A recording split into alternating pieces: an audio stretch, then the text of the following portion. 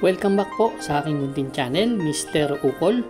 Nandito na naman po ang inyong lingkod para magbigay ng tips at giya para po sa araw ng Biyernes, April 25, 2025. Meron tayong 7 karera ulit. Rating based handicap system race, alas 5 ulit ang start ng karera para sa Biyernes.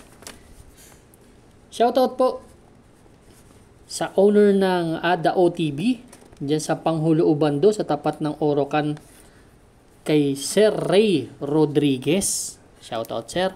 At sa mga mananaya dyan sa ADA OTB Panghulo Ubando. Yan. Kay Mr. June Foss ng Old Santa Mesa.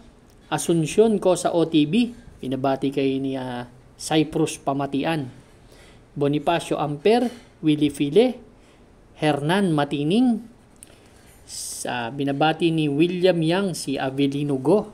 Shoutout sa inyong lahat dyan ha. Fernan Mijares, Boss RB Borja, shoutout. Yung mga pabati nyo, next time ulit. Race number 1. Start po ito ng winner take all event, covers races 1 to 7. Dito meron tayong 10 kalahok, distansya po 1,400 meters. 3-year-old maiden race placers tong grupo na to. Alas 5 ang start.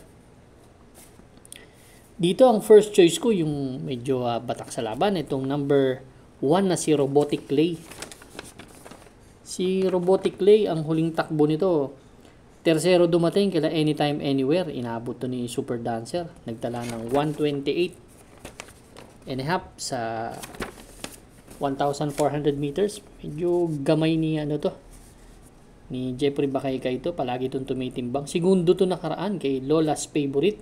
1.28. Same rider din. So, ito kasing kabahay na to may tulin at may rimate. Kaya makakasunod to dito. Ang second choice ko po number 6 na si Royal Salute. Si Royal Salute naman po, segundo to kay Native Color. Nagtala po ng 127 and a half yan ha.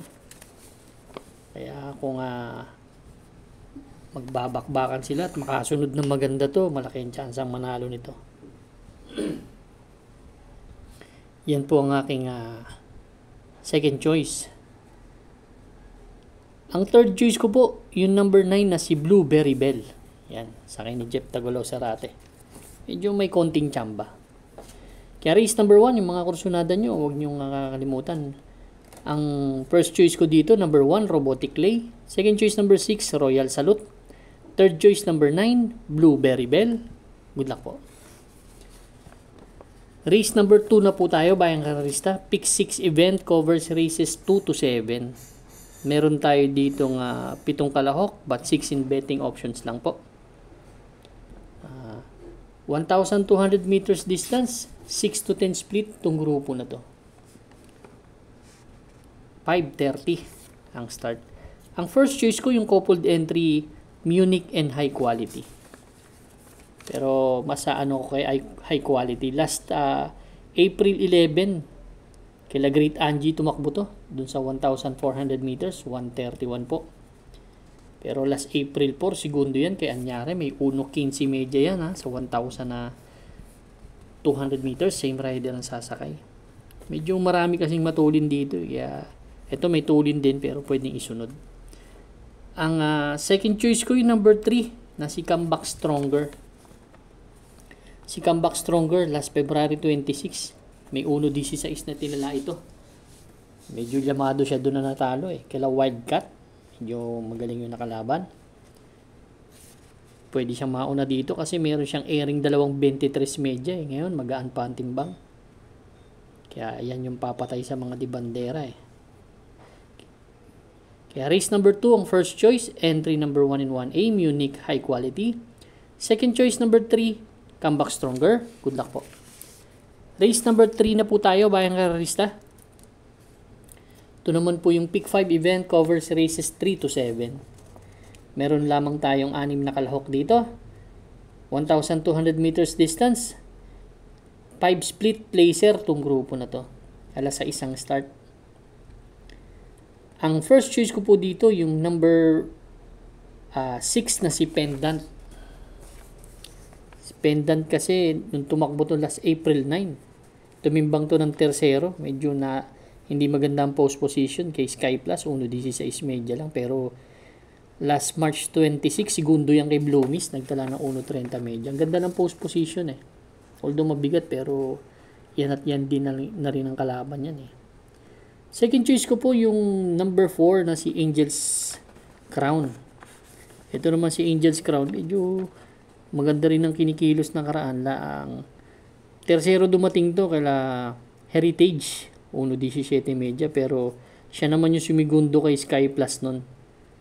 Na tinalo niya sa datingan si Pendant.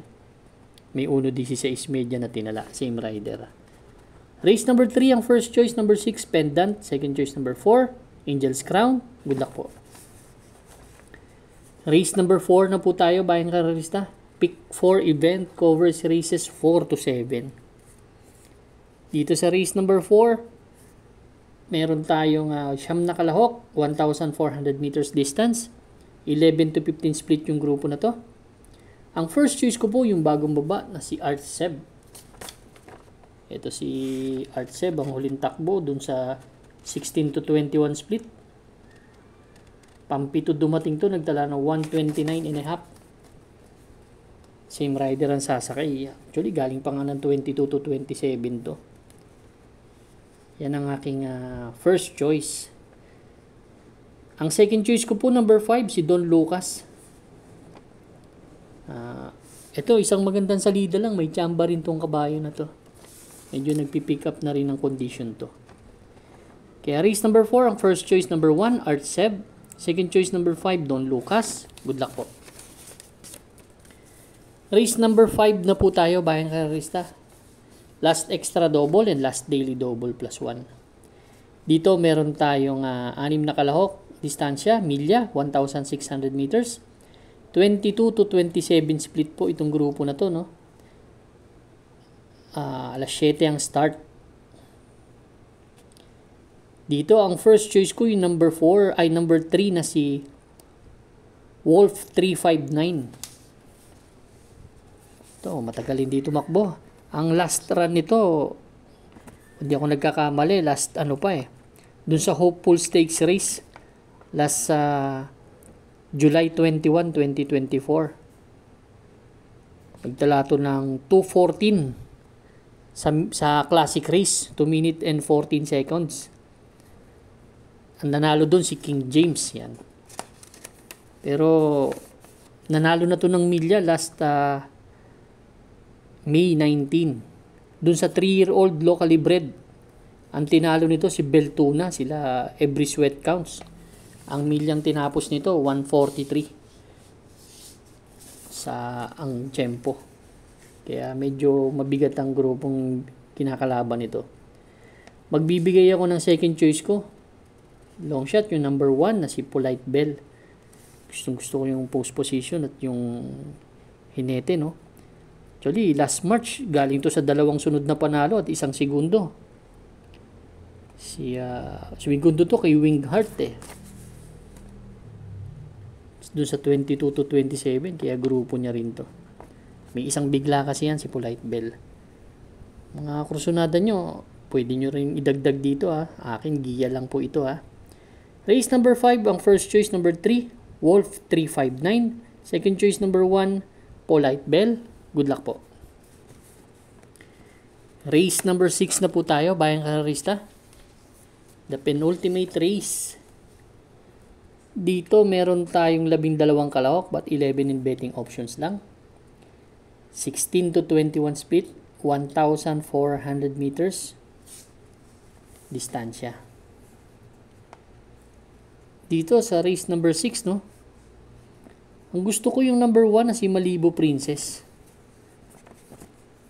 Last April 11, tersero lang dumating to kala Calendar Girl, kala Milania, nagtala ng 128. Pero last April 4, segundo yan kay Kaboom, nagtala ng 127 yan sa 1,400